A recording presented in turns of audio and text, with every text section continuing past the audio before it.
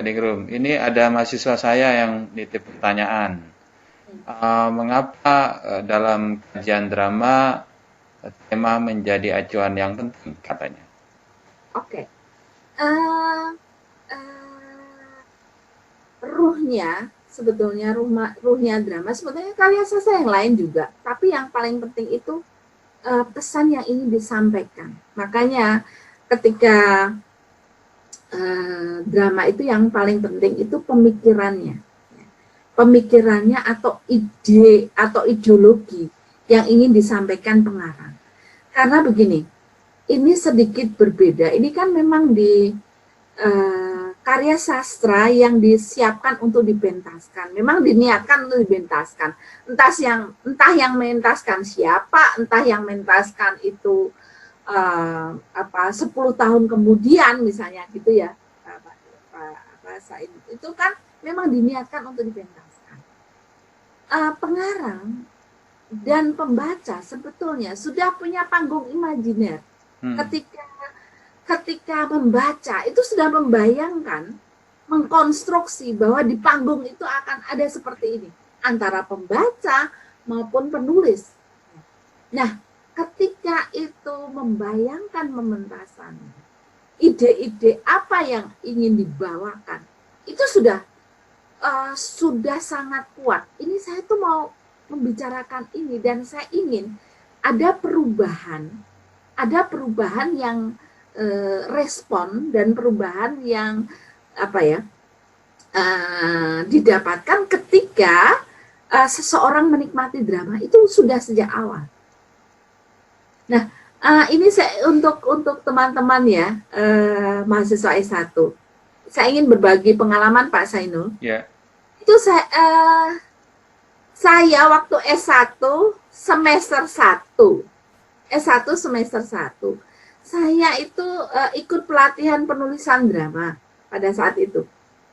Pertama kali ya SMA sih sering, tapi itu drama yang benar-benar saya ikut di sana ada Pak Saini KM, ada budayawan yang luar biasa, yang penulis dramawan yang pada saat itu tuh memberikan pelatihan. Nah, menariknya ya semua harus membayangkan, penulis itu harus membayangkan bahwa karya itu suatu hari akan dipentaskan, dan penulis jangan lupa sudah ada membayangkan panggung imajiner, karena pembaca itu calon sutradara, calon pemain juga sudah membayangkan panggung imajiner itu. Jadi pesannya itu memang sangat kuat. Mau apa di situ? Nah, saya itu sangat receh menulis judul waktu itu, masih ada gerhana. Sangat sangat receh ya, karena waktu itu saya nggak punya judul yang mantap apa-apa. Nah, tahu nggak Mas? Ya. Saya itu kira-kira 10 tahun kemudian itu kan memang diterbitkan. Karya itu diterbitkan ternyata. Saya itu banyak sekali, bahkan berapa tahun lalu itu masih dipentaskan. Mhm. Karya saya itu dipentaskan di mana-mana di banyak kota. Dan saya masih hidup, saya masih Mhm. imut ya. Di mana-mana di banyak kota, karena itu cerita tentang buruh pabrik. Mhm. Jadi buruh pabrik. Jadi saya sering dapat foto poster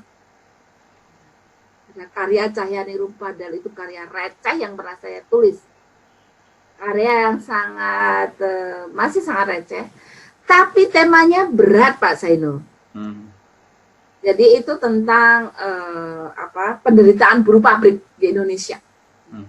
Sebelum ada Marsina, jauh itu tahun 87 ya, jauh deh. Kalian belum lahir itu teman-teman.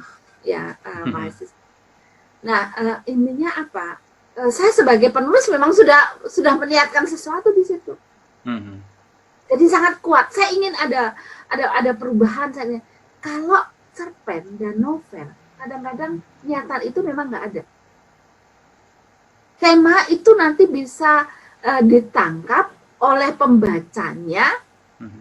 sesuai dengan apa ya, dengan apa, storage pembacanya masing-masing. Tapi kalau drama tidak, drama sekarang tidak, itu tuh sudah sangat kuat. Penulis mau apa, penulis mau melakukan perubahan apa ketika penonton itu apa, mempengaruhi apa ya, suatu itu saya juga kaget loh, itu waktu masih lulus SMA, apa, ada di satu adegan di dalam satu adegan di dalam karya saya itu, bahwa satpam itu menggeledah BH, sampai menggeledah BH ini buruh pabrik gitu ya, agar dia keluar tidak bawa apa-apa. Jadi mengalami pelecehan seksual, mengalami itu ternyata itu yang dipakai untuk para aktivis pada saat itu untuk mementaskan drama-drama saya, dan saya nggak pernah diundang, Pak. Saya nggak pernah nonton.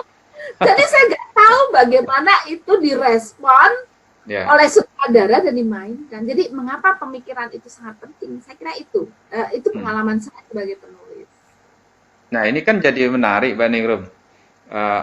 Mbak Ningrum waktu menulis drama itu tanpa, kalau yang dimaksud tema itu mengacu pada intensi pengarang, sementara apa yang terjadi pada drama yang Mbak Ningrum tulis itu, Mbak Ningrum sendiri nggak menyangka bahwa respon pembaca jadi lain. Nah, ini yang tema yang mana?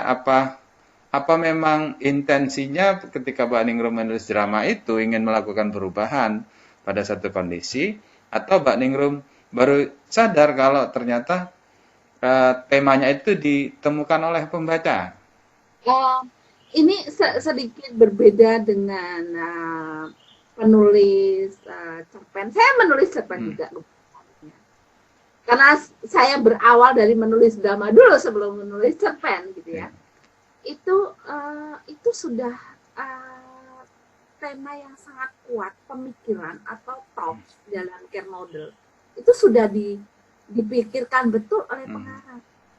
Oh ya, teman-teman yang hadir, saya juga menulis drama tradisional, jadi jangan khawatir ya, jangan kecil hati. Oh, saya tuh bisanya cuma ecek-ecek. Saya juga menulis drama tradisional ketoprak, Mas. Saya menyutradarai dan menulis ketoprak itu sudah beberapa kali di UGM, yang main rektor, dari rektor sampai tukang sapu, dari rektor sampai tukang sapu. Dan saya ketika pengalaman saya menulis, itu pasti sudah meniatkan sesuatu agar ketika itu dipentaskan atau didialogkan oleh para pemainnya di atas panggung, itu akan mendapatkan respon. Intinya itu. Jadi ini, dan itu, kalau misalnya, kalau saya orangnya masih hidup mungkin bisa ditanya ya.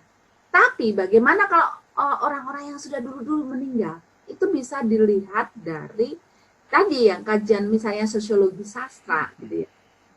Ada apa sih tahun 80-an itu? Ada apa yang terjadi? Misalnya apa yang terjadi di Jerman, apa yang terjadi di Inggris, apa yang terjadi di Indonesia pada saat, kenapa itu ada teks itu ditulis seperti itu? Itu niatan besar pengarang, itu bedanya Pak Zainul dan teman-teman semuanya. Kalau cerpen mungkin sekedar iya ada temanya yang ingin saya sampaikan, tapi mungkin lebih bukanlah sendiri, itu sangat terbuka gitu ya. Kalau yang tema di dalam drama itu sudah harus kuat, karena itu menggerakkan gitu ya, menggerakkan. Bahkan Aristoteles sendiri itu mengatakan penyucian jiwa. Jadi supaya orang-orang yang sangat menderita, sangat stres, itu melimpahkan semua kestresan itu pada pemain di atas panggung. Menitipkan beratnya hidup itu pada pemain di atas panggung. Oh, itu gue banget itu. Jadi kalau teman-teman menonton drama Korea dan teman-teman menangis-nangis gitu ya, itu juga sedang menitipkan bebannya itu pada pemain ya. Pada pemain. Saya nggak ngerti drama Korea. Saya sangat Ya. apa sangat kuper drama Korea. Oke, itu Mas Ainul. Yang lain silakan. Baik, silakan kawan-kawan dari bahasa Inggris yang sedang mengambil mata kuliah creative writing boleh bertanya pada kata dosennya. Drama Korea itu rame, Bu Ningrum. Ya, Iya, rame. Jadi kalau orang Banjar mengatakan sebuah drama itu menarik, istilahnya rame, Mbak Ningrum ya. Kalau orang Madura menyebut konsep keindahan estetikanya itu kan lebur. Pernah baca ya Bang Ningrum pasti ya, seni pertunjukan Madura yang ditulis oleh Boy Fir itu ya. Itu kan dia menulis judulnya lebur, ya, itu konsep estetikanya. Kalau Banjar ini rame, ya. Jadi kalau rame itu berarti asik. Itu sekarang ini ada pecinta drama Korea mungkin bisa sharing di sini. Siapa tahu bisa dihubung kaitkan dengan analisis drama atau pembelajaran menulis drama. Ini kebetulan Bu Dr. Nur Eka Chandra hadir bersama mahasiswanya. Silakan Ibu kalau mau berbagi dengan Bu Ningrum di Jepang ini. Ini juga sama-sama penyuka traveling ini dan kuliner. Nanti kalau saya ke Jepang ya Bu ya, kita ketemuan. amin, amin.